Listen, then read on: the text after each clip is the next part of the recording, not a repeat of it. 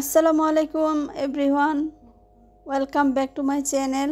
তো আজকে দেখেন আমি কি নিয়ে আসলাম। এই যে তিনটা আমি আপনাদেরকে দেখাই নাই, এই তিনটা কোয়েল পাখির ডিম আমি কবুতরের নিচে দিয়েছিলাম। তো আমি কবুতরের নিচে দিয়েছি, কিন্তু আমার 17, 18, 19 দিন হয়ে গেছে, পরে তাও ফুটতেছে না। আমি তারপর নিয়ে চলে আসলাম, এনে ইনকিউবেটরে দিয়েছি। আজকে 3-4 দিন হলো। তো আজকে দেখি একটু এটার ভিতরে ডিমটা ডাকতেছে। একদম সকালে 10টা, 10:30টার দিকে দেখতেছি এরকম একটু একটু ফাটল ধরছে ডিমটাতে। তো পরে আমি একটু একটু করে মুখটা ছুটিয়ে দিয়েছি। তো পরে কিছুক্ষণ পরে দেখতেছি যে না, ওরা তো বের হচ্ছে না। তো আমার তো ভয় লাগতেছে, যেহেতু তার আগে এত কাহিনী হইল। তো আমি আজকে আর এই ভুলটা করতেছি না, আমি নিজের হাতেই ওদেরকে একটু খুলে দিচ্ছি। এই যে দেখতে পাচ্ছেন। তো ওদেরকে খুলে দিয়ে তিনটা ডিমই আমি এভাবে একেবারে খুলে দিয়েছি। তো কোনোটার মধ্যে একটু একটু রক্ত চলে এসেছে। তারপর আমি এভাবে তার মুখটা খুলে তারপর আমি মেশিনটার ভিতরে দিয়ে দিয়েছি। এই যে দেখতে পাচ্ছেন।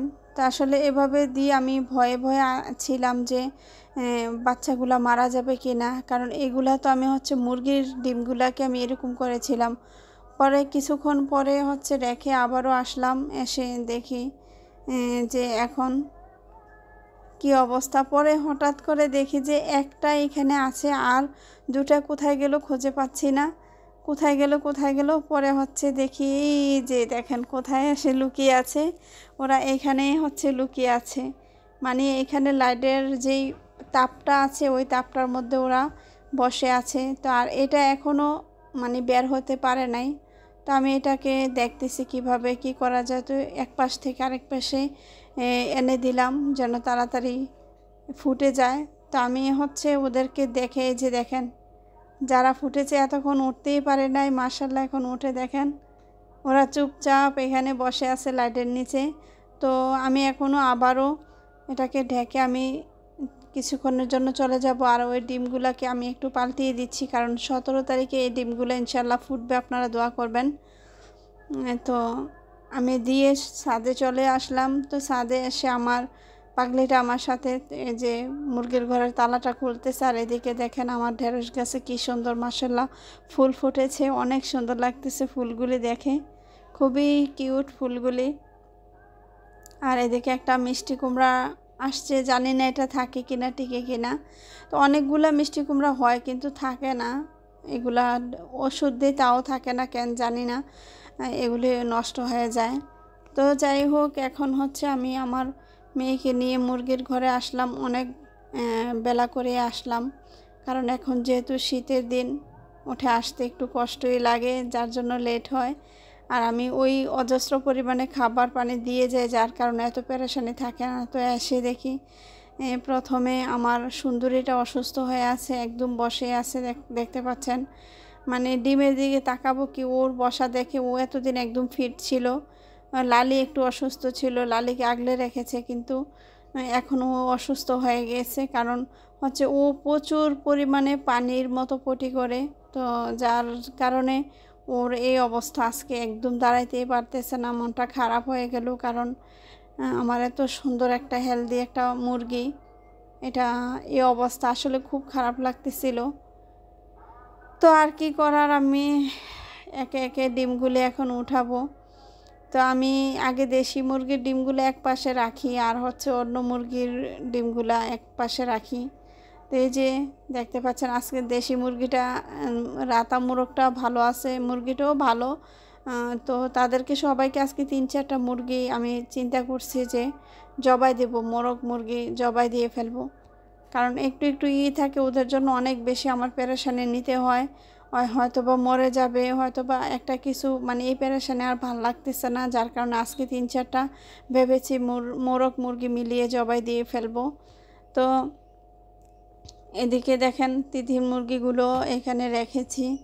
তো ওরা আছে, এখান থেকে আমি আবার ওই যে জবাই দেওয়ার পরে খাঁচা থেকে যে সুন্দরী আর লালিকে আজকে জবাই দিয়ে ফেলবো। তো ওদের জায়গায় অন্য মুরগি, টাইগার মুরগিকে নিয়ে রাখবো। আর তিথিরগুলা ওই যে আগের যে টাইগার মুরগি আছে ওখানে নিয়ে রাখবো।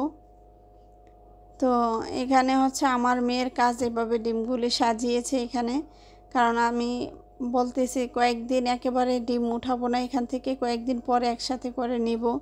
তো আর এই যে আমার মেয়ে দেখেন এসে কাজে লেগে গেল, ও খাওয়াইতেছে আর আমাকে বলতেছে আম্মু দেখো এখানে একটা ডিম একদম অন্যরকম হয়েছে, অনেক বড় হয়েছে। আমি বলি এটা তো স্বাভাবিক। বলে না আম্মু অনেক বেশি বড় হয়েছে ওই ডিম থেকে, তুমি দেখো।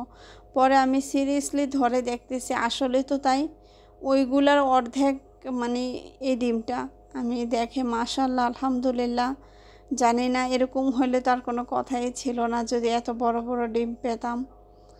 তো যাই হোক, এখন এটা আল্লাহর কি হুকুম, আল্লাহ ভালো জানে।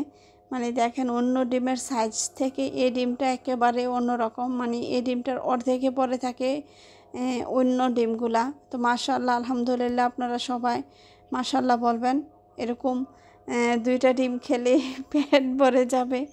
মাশাআল্লাহ এত সুন্দর। আর হচ্ছে এইখানে দেখেন আমার এই ঘরের ভিতরে বাহিরের থেকে কবুতর পাখি মানে এগুলো এসে তারপরে হচ্ছে খাবার খায়। তো আমার বস্তার মুখটা একটু খোলা ছিল, যার কারণে এই কবুতরটা এখানে ঢুকে গিয়েছে আর বের হতে পারে নাই। তা আমি হচ্ছে ওকে বের করার চিন্তা করতেছি। তো আমি হাতটা আগে দিয়ে তারপর হচ্ছে ওকে, দেখেন একেবারে পেঁচিয়ে গিয়েছে, বস্তার ভিতরে ঢুকে চিন্তা করেন খাবার খাইতেছে। মানে কি রকম ওরা খাবার পাগল, এখানে আসলে কিভাবে খাবার পায় এবার পর্যন্ত। আমি ওকে শাস্তি দেওয়ার জন্য আমি হচ্ছে খাঁচার ভিতরে, যেহেতু আমার উপরের খাঁচাটা খালি আছে, এখানে একটু কিছু সময়ের জন্য আটকিয়ে রাখবো। মানে ওকে বলি যে দাঁড়া, তোকে যাইতে দিব না, তোকে আজকে শাস্তি দিব। তো এটাকে হচ্ছে আমি উপরের খাঁচাতে আমি এখন ঢুকিয়ে দিচ্ছি কিছুক্ষণের জন্য, পরে আমি বের করে দিব। তো আমি ওকে শাস্তি দেওয়ার জন্য, কারণ ও এসে এই অবস্থাটা করে প্রতিদিন। কার এই কবুতর আমি জানি না, ও সবসময় এই অবস্থা করে। তো এদিক দিয়ে হচ্ছে আমি কোয়েল পাখির যে আরও ডিমগুলি আছে কবুতরের নিচে দিয়েছিলাম, ওগুলি আজকে নিয়ে যাব। এই যে নিচে দেখেন কোয়েল পাখির ডিম 2টা, উপরে আছে 2টা। তো আমি 4টা কোয়েল পাখির ডিম আমি আজকে নিয়ে যাব। তো নিয়ে যাব, এটা করতেছি, ডিমগুলো নিতেছি। একটা দুঃখের বিষয়, ডিমগুলি যখন নিচ্ছি তখন হঠাৎ করে হচ্ছে আমি দেখতে পেলাম যে এই যে এখানেও আরও 2টা ডিম আছে। তো আমি এগুলো নিয়ে নিব। তো এগুলো নেওয়ার পর হঠাৎ করে আমি দেখি যে উপরের মানে থাকে যেটা ডিমে বসেছে, হঠাৎ করে দেখি এটা নড়াচড়া নাই। পরে দেখি যে এটা মারা গেছে, মানে এটা তা দিচ্ছে না ডিমগুলিকে। তো আমি বলতেছি কি রে, তা দিচ্ছে না কেন, ওরা তো বসে আছে, ও কেন বসে না, বা এরকম তাকিয়ে দেখি ও মারা গেছে। কেন মারা গেছে আমি আসলে এটা আমি কিছুই জানি না, বা এটা কেন হয়েছে তাও আমি জানি না। তো আমি একটা কাপড় কেটে তো ডিমগুলির নিচে এখন নতুন করে যেগুলি আবার ওর ডিমগুলি নিয়ে ওই কবুতরের নিচে দিয়ে দিয়েছি, জানি না হয় কি না, আল্লাহ ভালো জানে।